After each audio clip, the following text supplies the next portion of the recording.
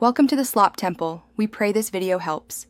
You'll start by checking exactly what's set so you can reverse it precisely.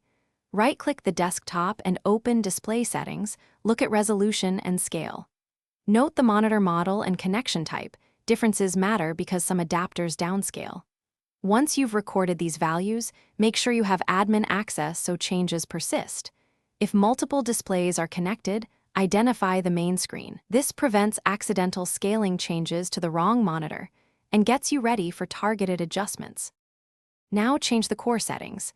Set the display resolution to the monitor's native, recommended, value and adjust scale to 100% or the vendor's recommended percent.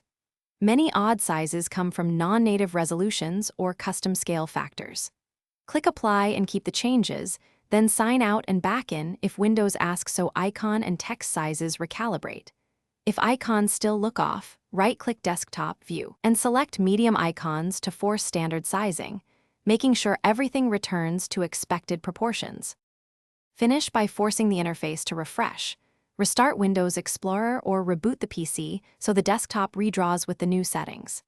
If sizes remain incorrect, open your graphics driver control panel and verify no custom scaling is enforced.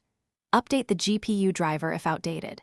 Make sure any active display adapters aren't forcing uncommon resolutions. Disconnect converters and use the monitor's native HDMI or DisplayPort. If you still see problems, try the monitor's on-screen menu to confirm its native resolution and reset its settings. Thanks for watching. Consider subscribing if we helped you.